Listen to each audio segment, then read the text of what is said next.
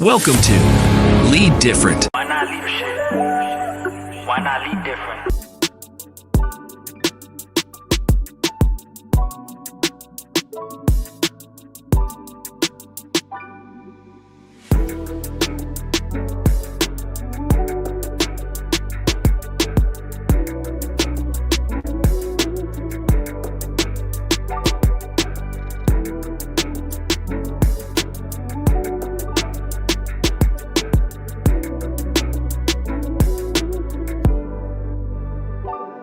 Welcome to Lead Different, the podcast that redefines leadership and challenges the status quo.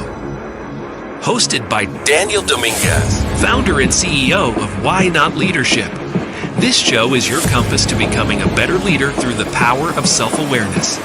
Good leaders foster teams that are engaged, empowered, and energized. Join us on this transformative journey as we equip you with the tools and insights to lead different. Get ready to challenge the ordinary and embrace self-aware leadership. This is Lead Different. Subscribe now. Discover a new era of leadership. Lead different, because great leaders change the world. Good morning, everyone, and welcome to the Lead Different podcast. Today's guest is Davin Salvagno. Davin Salvagno is a best-selling author, a keynote speaker, and a leading voice on purpose-driven leadership. As the founder of Purpose Point and co-founder of the Purpose Summit, he helps leaders and organizations align purpose with performance and impact.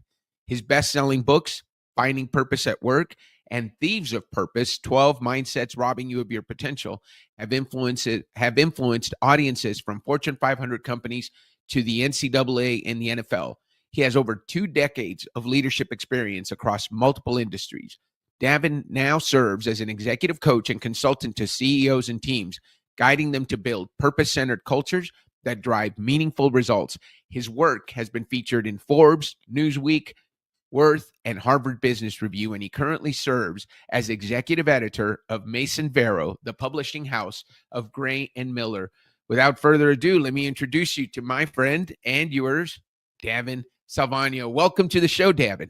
Dan, it's great to be here. Thanks for having me on the Why Not Leadership Lead Different podcast. I love having conversations about helping people lead differently. Grateful to be on here with you. You know, we were talking in the pre-show, Davin, about what it means to lead different. And we're talking about the Purpose Summit. You've been on a journey here, Davin. You know, the Purpose Summit has been in Michigan.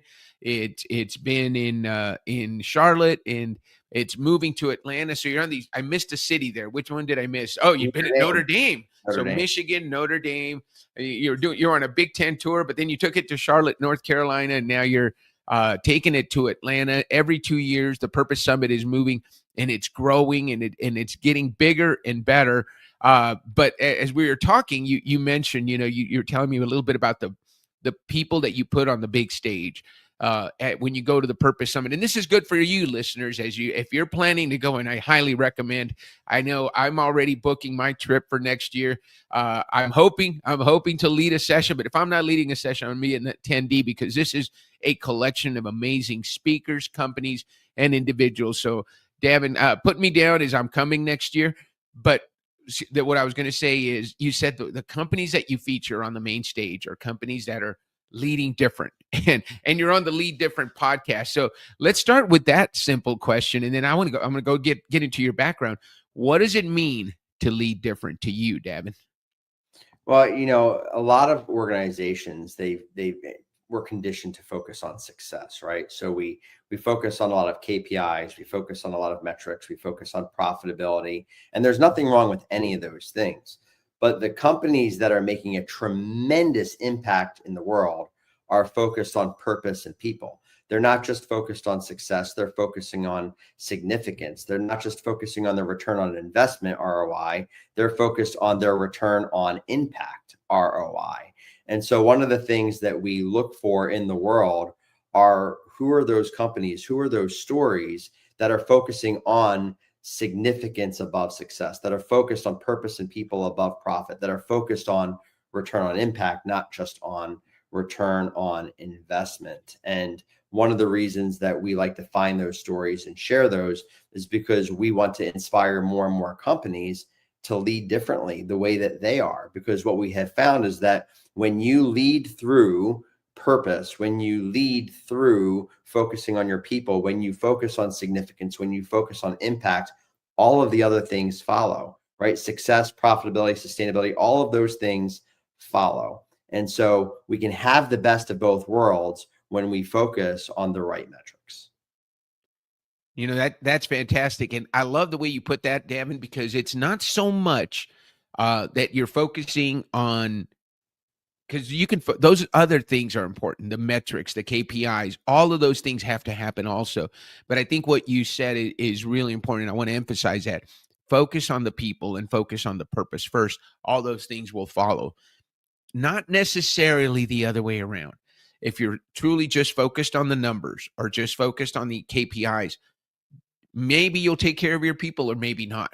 But this one definitely resonates. I've seen it throughout my career. I was an executive at a Fortune 100 company for many years. And I remember when I was off kilter, when I was focusing on the metrics more than on the people, it was a little, work was harder, life was harder. And when we focused and we put it in the right space and we took care of the people, we took care of making sure we knew our purpose, everything else followed. We had our best year. So you're singing my song, you're playing my language, playing my song or speaking my language, I think is what I meant to say. But Davin, tell us about, the Purpose Summit. So you and I had a chance to meet. It's been a few years. We took the entire Purpose Summit team through a YOS discovery session, and we discovered your YOS and that of your team. So it's been a few years, but the summit has grown. Like I said, you've got multiple locations. Tell me about what the journey's been like. Take us over the last 5 years or even from the beginning of the Purpose Summit. Wow. Well, from the very beginning, we never decided that we were going to start a summit or grow this movement. It really all started because in 2019, as I was finishing my first book, Finding Purpose at Work, and helping people find purpose in the work that they do and helping companies to do the same, I went on a speaking tour and I met a bunch of other people that were kind of singing the same song, but all playing different instruments. I realized there were all of these different authors and thought leaders in the purpose space. And I started to find company after company that was actually implementing what we were talking about and seeing how it was driving not just results, but impact, how they were not leading differently, but they were making a difference by leading differently. And one of the things that I immediately felt a conviction for is that we need to share these stories with the world. So I had a Finding Purpose live cast back then, which was a podcast that complemented the book. And we were sharing stories of different companies and organizations that were doing this. And one day we decided, what would it look like if we brought them all together? We brought them all together in the same room, provided a platform to share their stories, and then invited companies and leaders who wanted to be like them to come and learn from them and to emulate that so that we could perpetuate this impact across the world. And so that was the very beginning of the Purpose Summit. We had no money, no marketing. I had a friend of mine named Chris Lambert who had an amazing nonprofit in Detroit, and he had just remodeled an old school building in a blighted neighborhood in Detroit. And we partnered with him. We borrowed the school building, and we had, keynote sessions in the auditorium, breakout sessions in old classrooms with breakout speakers drawing on chalkboards, and had a little food court set up in the gymnasium. And we didn't know who was going to come. And 300 people from across the country came, and it was absolutely transformative. So that was the beginning of the Purpose Summit. And then 2020 happened, and we couldn't do the summit in 2020. But in 2021, we came back with it a second year, and we did it in the Detroit market again. And this time, one of the companies that came to the summit was a company called Lippert out of South Bend, Indiana. And Lippert was a publicly traded global company, about $5 million in revenue, 15,000 employees. And they were doing what we were talking about. They were leading with purpose and people. They had this amazing story about how they used to make great products, but now they build great people who make great products. And it's all about building the people who build the products. And I wrote about Jason in both of my books and their story. And they had come to the summit, and their vice president, now chief leadership and culture officer, Dr. Amber Selking, who wrote a great book on winning the mind game, winning the mental game. She spoke at the Purpose Summit, and it was an absolutely powerful talk. And after her talk, she came back and she said, "This is one of the most amazing leadership experiences we've been a part of. How do we partner with you to do it in Indiana next year. And I said, well, where would we do it in Indiana? And she said, well, how about the University of Notre Dame? She had been an adjunct professor there. She was also the mental performance coach for the football team. So she called Notre Dame. Notre Dame was happy to host the Purpose Summit. It then moved to Notre Dame for 2 years. And it was there that it became a global event. People had come from Italy and from London and from India and from Cape Town, Africa, just from all over the place. And it grew and scaled there. And then we felt called 2 years later to move the summit to Charlotte. And in the move to Charlotte, little did I know that we weren't just moving the summit to Charlotte. We also moved our family from Michigan to Charlotte and hosted the Purpose Summit here the last 2 years. Again, a global event. We had people come from Australia last year and the Netherlands. And it's just amazing to see this collaborative of purpose-driven leaders and purpose-driven companies who came together for 3 days to sharpen each other, learn from each other, and then go back and perpetuate impact. And then, as you just said, next year, the summit is now moving to Atlanta, October 19th through the 21st, where it'll be the 7th anniversary of the Purpose Summit. Man, that's amazing. 7 years. Can you imagine? And you know what? That's my birthday weekend. So that's another good reason to the 19th. Let's see, this weekend, this year, my birthday was on a Friday. So the 19th should be a Monday, right? It is. It's It Monday. is a Monday. Wednesday. Yep. Perfect. So I'll be coming off a trip, but I think I can make that happen. So Davin, was something you said that I want to make sure I follow up on. Well, two things. The first one is I love the idea of building great people who build great products, right? Versus building great products and just that shift that this company was able to make, and you were able to just capitalize on that and teach others about it. I also love the structure of this summit, Davin, where you're putting people on the main stage, companies, big CEOs or big chief people officers who have done this, where they've invested in people and invested in purpose, and their results are there. So you're getting that proof is in the pudding. And then you're going out into breakouts and working with people who have helped those companies or can help those companies that are interested in becoming like those companies that are on the main stage. So kudos to you on a great model. I really, I can see where leaders can just get so much benefit out of that. Do you have a location in Atlanta already, Davin? It will be at the Interlochen, not the Interlochen, the Intercontinental Hotel in Buckhead, Atlanta. Oh, Buckhead. I love Buckhead in Atlanta. So that's already a great location. Let me get back to the other part that you mentioned, because this is important and I want to make sure our listeners hear this. Davin, this began as an idea. And I tell my clients all the time, everything great that ever happened began as an idea. And ideas can either get fed and then turned into plans, and then they get turned into actions, which then turn into actual events, actual companies. You've I think 2 companies have been birthed from this idea. What I'd love to hear about is who helped you feed that idea. Ideas are like babies, when infants, when they're an infant, they need to be fed. They are completely dependent on us. They need to be fed, they need to be clothed, and they need to be sheltered. They need to be nurtured, just like an idea. So when this idea was young and new, there's also a lot of danger, right? If we don't do all those things, that idea can die. If we don't feed our babies and we don't take care of them, they will not flourish, and they may very well not exist. Or you can exist as an idea, but never get to that next stage. So tell us a little bit about who helped feed that idea that gave it the next steps to become a toddler, and then a kid, and then a teenager, and a full-grown adult, as it seems that the Purpose Point and Purpose Summit have become.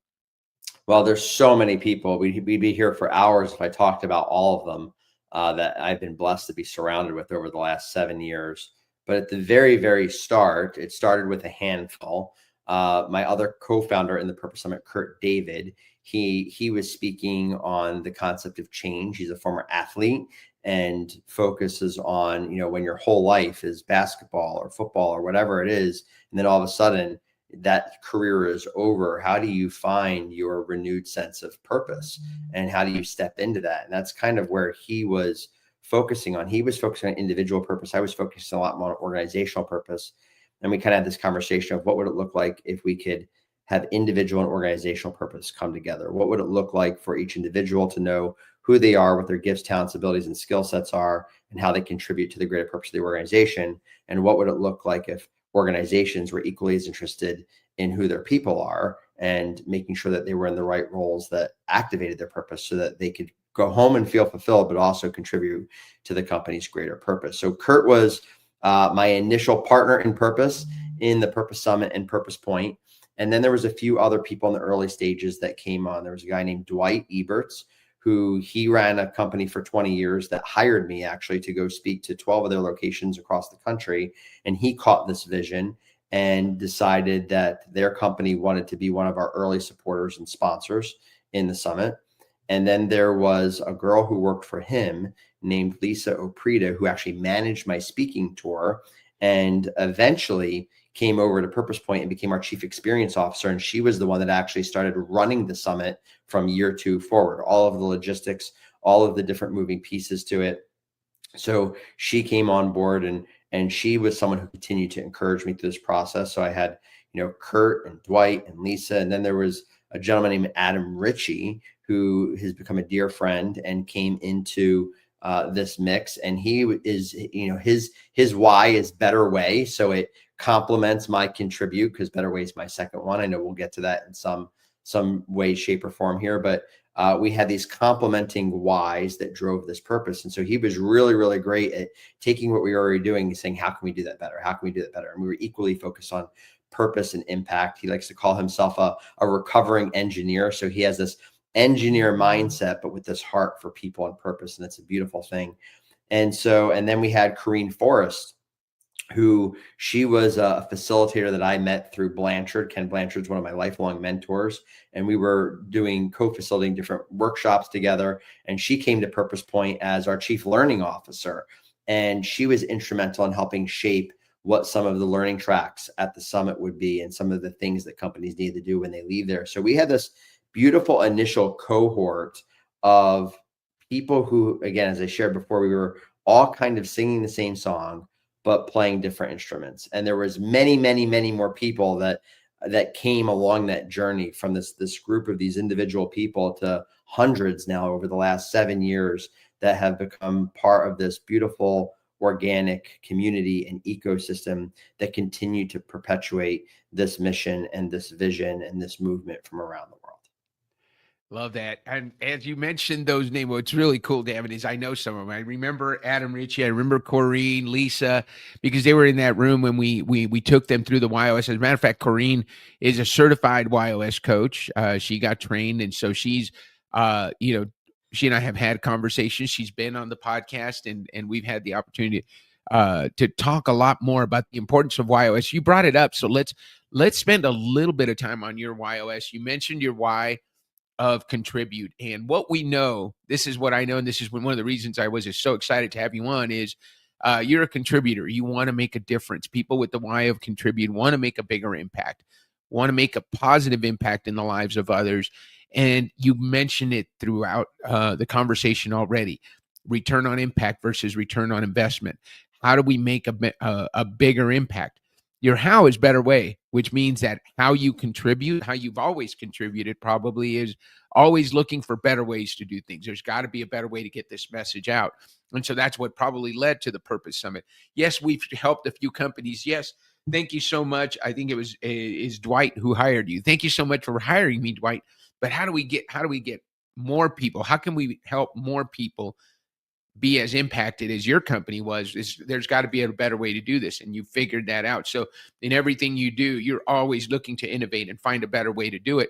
And your what is to challenge the status quo, which is different than having it as your how, which I do, which means for you, it's that what you deliver is different and out of the box. And this is a different concept. I think that's why you've been able to grow and deliver something that no one else is doing, because you're different than what everybody else is doing. So contribute, better way, challenge. I couldn't think of a better combination for somebody that does what you do and has done the things that you've done.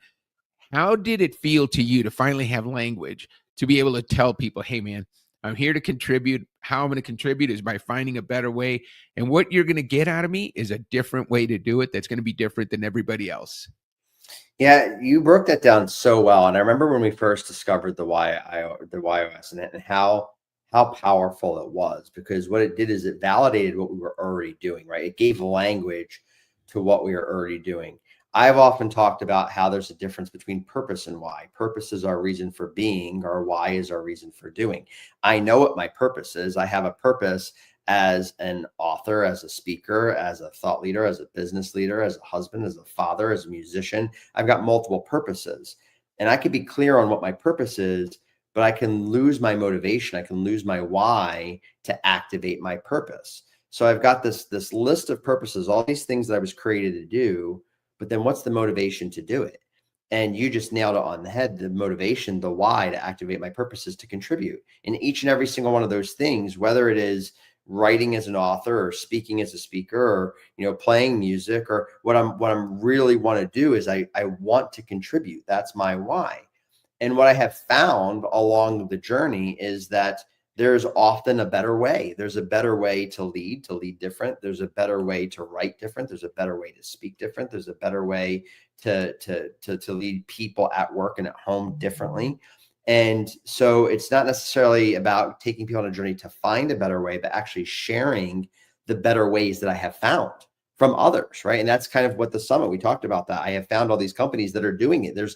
I have found better ways of leading people and leading business, and all I'm doing is shining the spotlight on them because I want to contribute and make an impact. And then to your point, coming back to that how, the challenge, one of the things that I've noticed, or actually the challenge, is that no matter whether I'm speaking or writing or whatever I'm doing, there's this sense of conviction where I'm constantly challenging people. There'll be times that I get off stage where sometimes they're like, that was great. And I'm sitting here going, did I just get up there and yell at people for 45 minutes? And they're like, no, you were just speaking with conviction and passion. But what I'm really trying to do is to challenge them to think differently from, hey, we used to think this way, and now if we think this way, here's the opportunities of impact that opens up to. It's the journey that Lippert went on, right? We used to think, hey, we build great products, but I'm challenging you to think differently. What if you built people to build great products? One of the things that I love to share is that there's two types of leaders out there. There are business leaders out there that use people to build their business. And then there are leaders out there that use their business to build people. And that's the shift that Lippert made. So that is what I love to do, is to challenge leaders to think differently, to challenge businesses to think differently, to challenge speakers and authors to write and speak differently in a way that takes their words of conviction and translates them into action and real impact.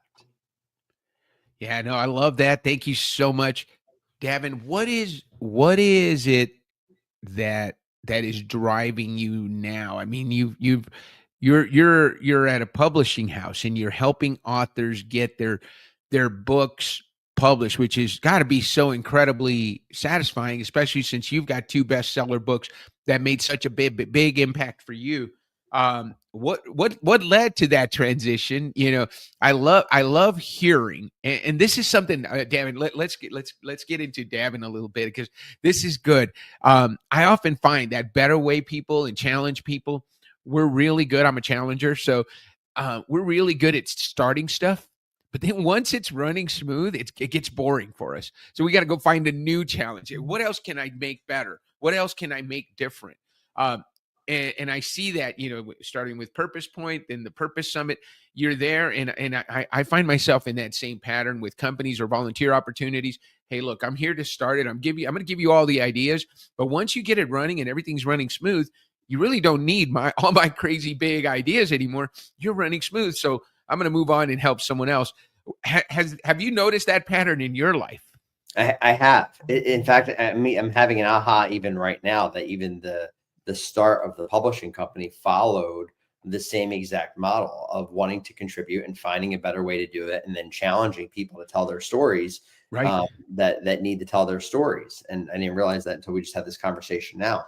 But to answer your question of kind of what led to it, one of the things that I've constantly said is that the greatest measure of purpose is who we help others become. I believe that everything that we go through in life, every set of challenges, trials, tribulations, everything that we learn, even our failures, as my friend 𝘿𝑲𝑅 would say, are learning moments, everything that we go through is specifically designed for a greater purpose to help us pour into the lives of those around us, to contribute to their lives in some way. So I've looked at everything that I've ever learned, everything I've ever gleaned, and every challenge I've ever gone through as something that I am at some point going to pour into others or contribute to the lives of others that's going to help them become someone different or experience something different than they were before had we not met.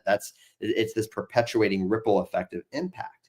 And so after writing 2 books, and as you mentioned, being grateful that they became bestsellers, one of the things that I realized is that there were things that I did well and things that I didn't do well. There are things that I learned that I could help contribute to the lives of those who were on their writing journeys. And I never set out to all of a sudden start helping other authors or start a publishing company. It just kind of happened. And one of the things that had happened was back in 2021 at the Purpose Summit, my friend Scott Jeffrey Miller, who has written 9 best-selling books and was the host of the world's largest leadership podcast, On Leadership with Scott Miller, which was hosted by Franklin Covey at the time. He had interviewed over 500 people. I mean, he was the voice on leadership.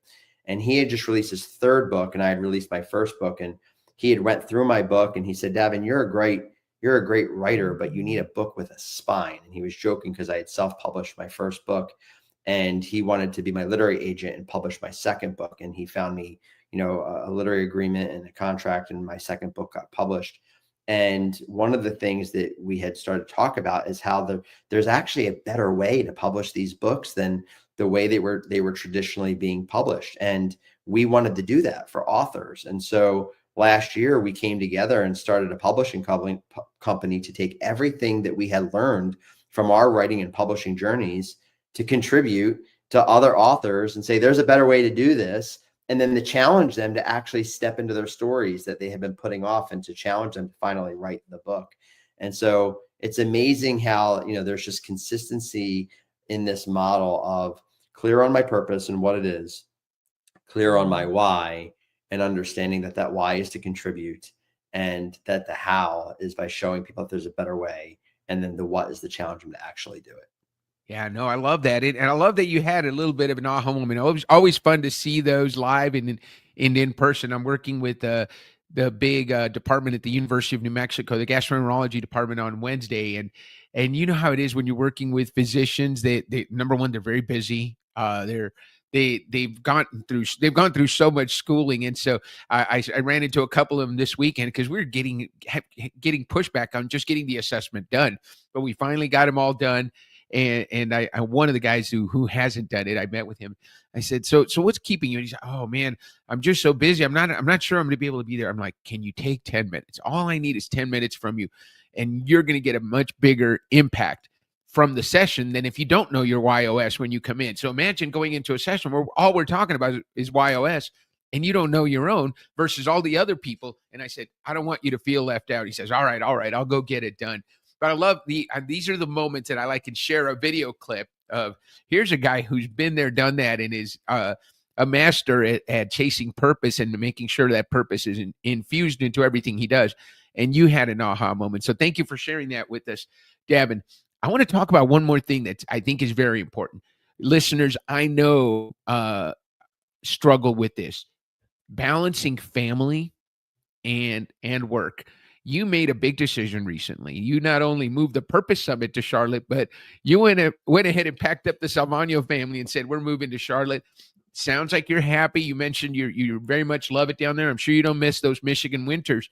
But tell us about how that came about and how's the family doing? We don't have to get personal, but how do you go about that transition? Because I'm sure Mrs. Salvagno had something to say about that.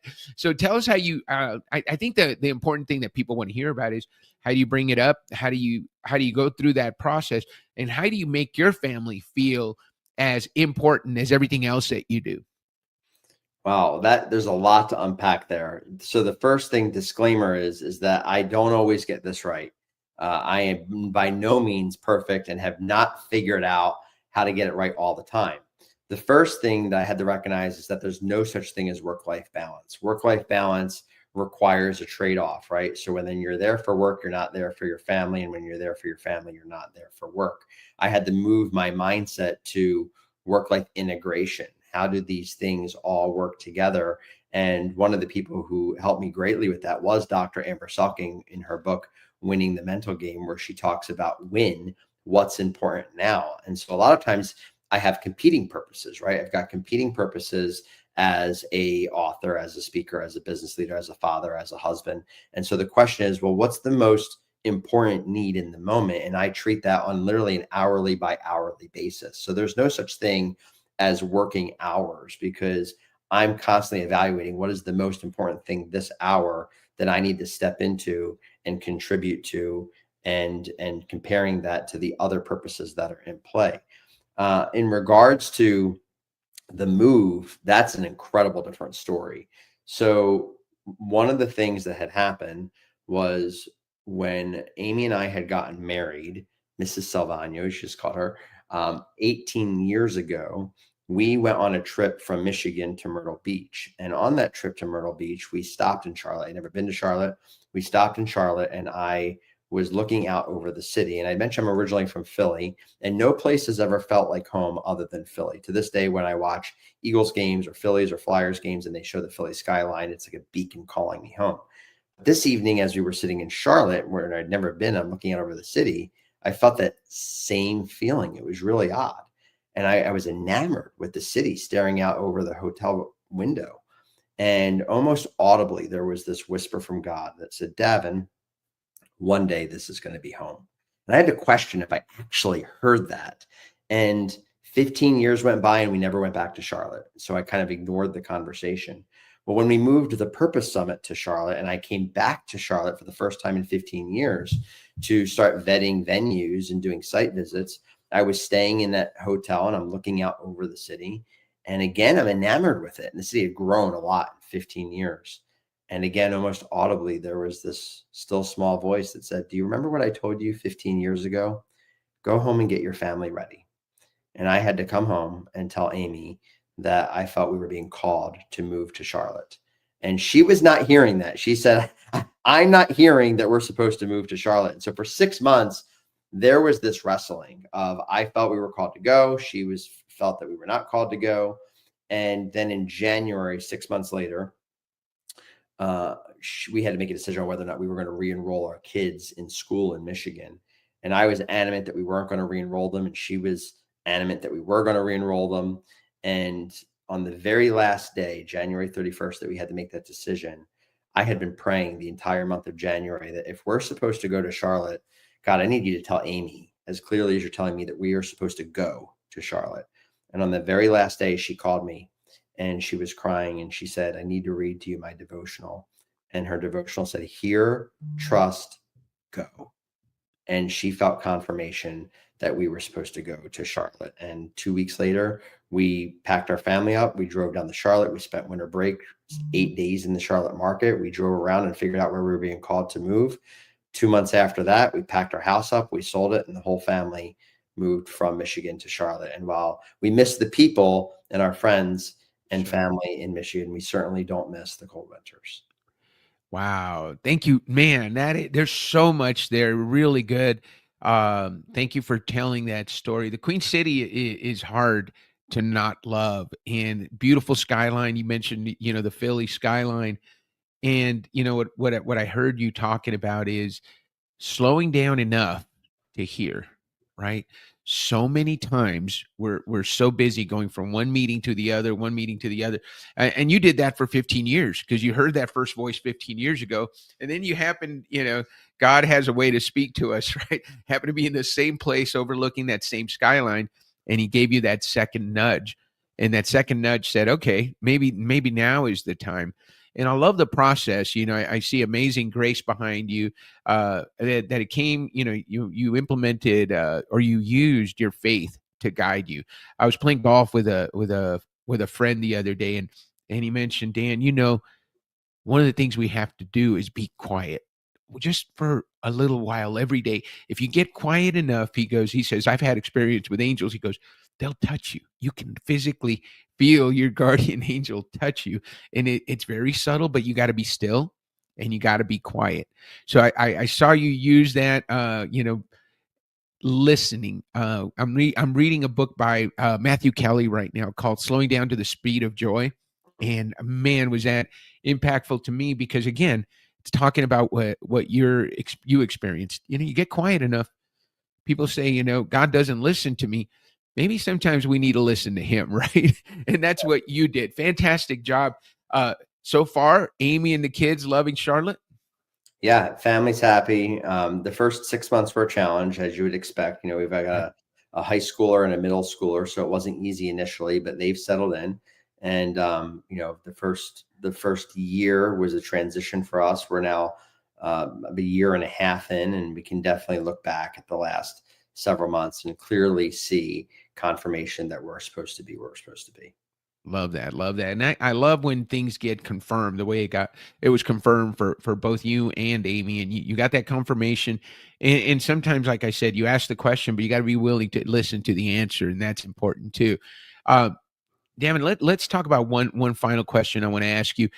How are you different as a leader today than you were 5 years ago? What's the biggest difference you see in you, in the way you lead, and how has it made a positive impact for you?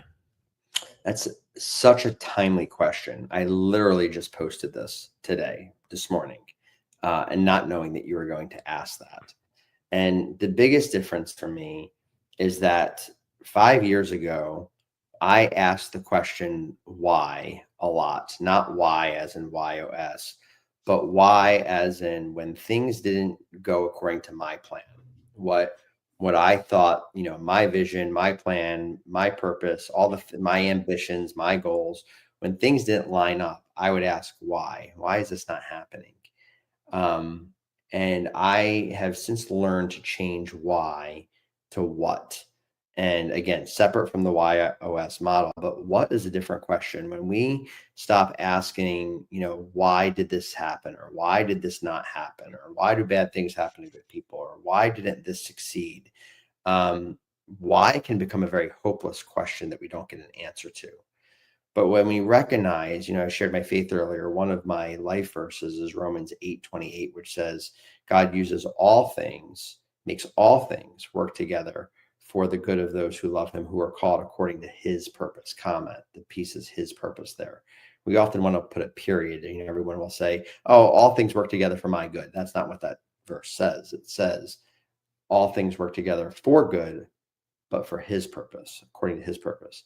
One of the things over the last 5 years that I've recognized now is I can actually see all of the things that I was asking why to, and actually now see what the purpose of each of those things were. Every trial, every tribulation, every failure, every success, I can see now, looking backwards in hindsight, what each one of those things were used for and how they all led to where I'm at today, where my family is at today, why we're in Charlotte, why the summit's where it's at, what I'm doing, what I'm giving my time to.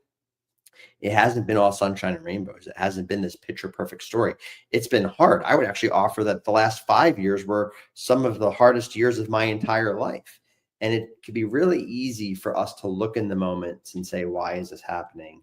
And not change that question to, what is this happening for? What is this going to be used for? And eventually we get the answers to those questions. Not always, but most times that we do. So when I'm leading others, one of the things that I find, one of my gift sets that I've learned is encouragement and discernment. And when I'm walking through things with people, my friend Dwight, who I mentioned earlier today, we defined impact as stepping into other people's worlds. So what I choose to do is focus on being a human being, not a human doing, not focusing on what I need to get done, but focusing on who I need to be. And when I'm with people, I choose to step into their worlds and understand what's going on in their world. And a lot of times they have a question, why? Why is this happening, or why is this not happening? And I help to lead them differently and help them to see their purpose in the moment, to see what might be happening, which now gives hope rather than being hopeless. My friend Nick Craig, he's got a great purpose program called Purpose to Impact, where he helps you create a purpose statement for yourself that's kind of fun and gets people to turn their head and say, unpack that more for me. And my purpose statement is to help you taste your story and see that it is so, so good.